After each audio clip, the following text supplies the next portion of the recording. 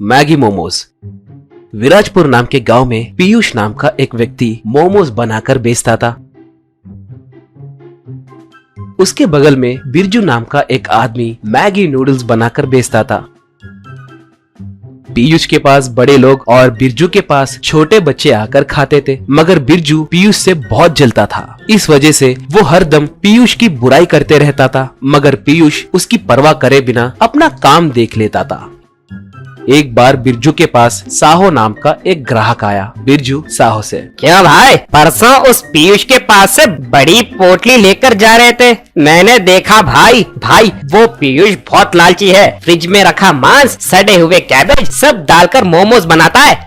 मेरी नूडल्स की क्वालिटी अलग है भाई। आपसे एक राज बताऊं क्या? परसों चंद्रयान, आदित्य 1 कहकर थोड़े रॉकेट्स ऊपर गए ना, उन्हें बनाने वाले साइंटिस्ट मेरे पास से ही मैगी बनवाकर ले जाते थे। कभी कभार तो वो लोग, बिज्जू तुम्हारे मैगी के वजह से ही हमारा दिमाग तेज चलता है कहकर बोलते थे, जानते हो? कहा साहो तब। मगर साइंटिस्ट लोग तो श्रीहरिकोटा के पास रहते हैं ना, यहाँ पर आकर क्यों खाएंगे भला? कहा बिरजू तब। भाई आप मुझ पर ही शक कर रहे हो क्या? जब उनका दिमाग नहीं चलता है तब गाड़ी लेकर सीधे यहीं पर आ जाते हैं। एक बार तो सीधे रॉकेट लेकर आ गए थे, जानते हो? कभी कभार मेरे बातों में से थोड़े शब्द चुरा कर ले जाते हैं। वो सब छोड़ो, परसों वो लोग उस पीयूष के पास मोमोज खाकर घटिया है कहकर बोले थे। चाहो तो आप खुद जाकर उनसे पूछ लीजिए। कहा तो साहो वहाँ से चला गया।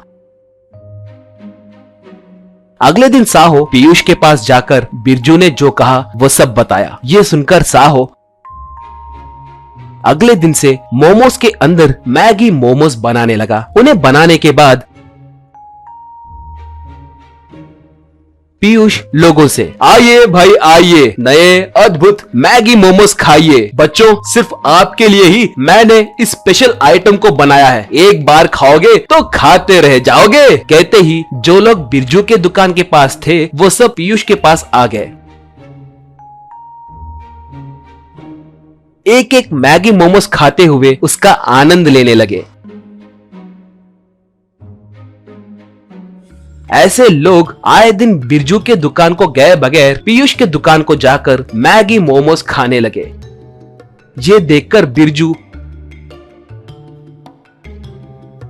पीयूष के पास आया।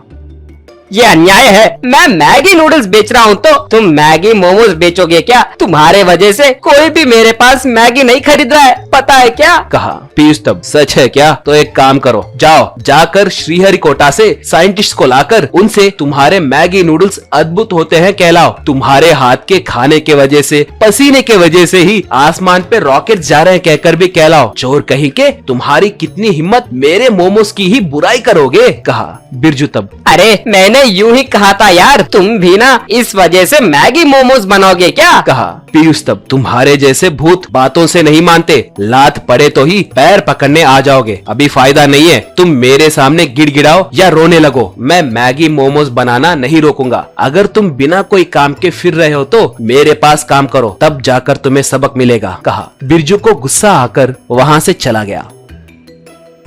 बाद में थोड़े दिनों के बाद बिरजू को कहीं पर भी काम नहीं मिला और वो पीयूष के पास आकर उसे मनाकर उसके पास मैगी मोमोज बनाकर बेचने लगा। ऐसे थोड़े दिन बीतने के बाद पीयूष बिरजू को भी पार्टनर बनाकर मैगी मोमोज का व्यापार अच्छे से करने लगा।